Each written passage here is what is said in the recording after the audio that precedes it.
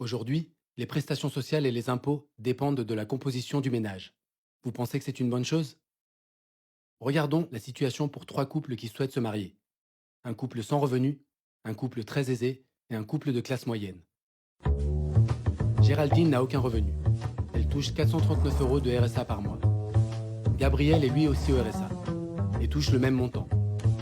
Géraldine et Gabriel décident de se marier. Ils passent donc au RSA couple, soit 629 euros par mois. Dans le système actuel, ils perdent ainsi 249 euros de RSA en se mariant.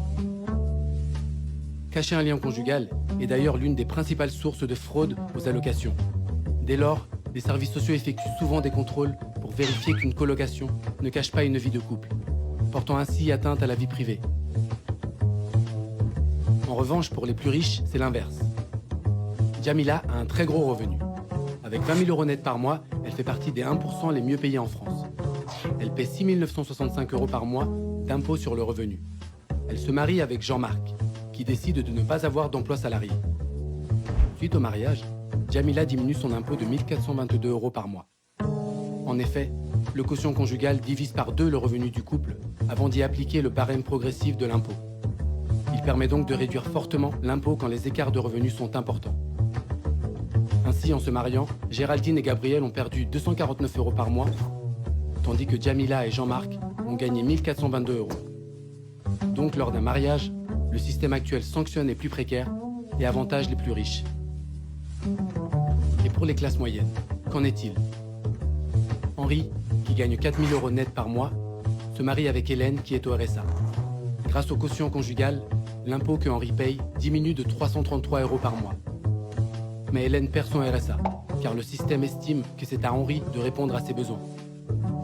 Avec le mariage, le pouvoir d'achat du couple n'a donc pas beaucoup changé. Mais Hélène devient entièrement dépendante financièrement de Henri. Le système actuel réduit ainsi l'autonomie de chacun dans les couples mariés. Récapitulons. Le système actuel dégrade encore plus la situation des plus précaires lorsqu'ils se marient.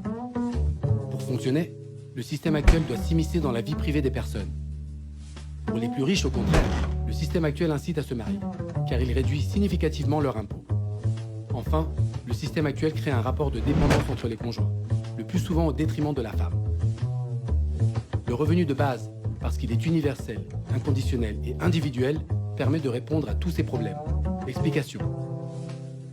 Après leur mariage, Géraldine et Gabriel conserveront chacun leur revenu de base. Ils ne perdront donc pas de pouvoir d'achat en se mariant. Le revenu de base ne dépend pas de la situation conjugale. Donc les services sociaux n'ont plus à s'immiscer dans la vie privée des personnes. Pour Jamila et Jean-Marc, le fait de se mettre en couple ne réduira pas l'impôt de Jamila, puisque le quotient conjugal sera supprimé. Enfin, lorsqu'Hélène se mariera avec Henri, elle ne perdra pas son revenu de base et conservera un peu d'autonomie vis-à-vis de son mari. Ainsi, supprimer le quotient conjugal et mettre en place un revenu de base permettrait de supprimer le rapport de dépendance qu'entretient le système actuel. Ajoutons qu'en individualisant l'impôt, il est plus simple de mettre en place le prélèvement à la source, ce qui permet de faire beaucoup d'économies dans la collecte de l'impôt. On dit souvent que supprimer le quotient conjugal désavantagerait les couples de classe moyenne, pas avec un revenu de base. Regardons la situation d'Hélène et Henri. Avec 4 000 euros de revenus déclarés, ils font partie de la classe moyenne. Avec la réforme, ils ne perdent pourtant que 21 euros par mois. Et la perte serait la même si Henri gagnait 6 000 euros par mois. Ainsi, mettre en place un revenu de base et supprimer le quotient conjugal ne sanctionnerait pas les classes moyennes. Comparons dans la prochaine vidéo la situation actuelle des couples avec enfants à ce qu'elle serait avec un revenu de base.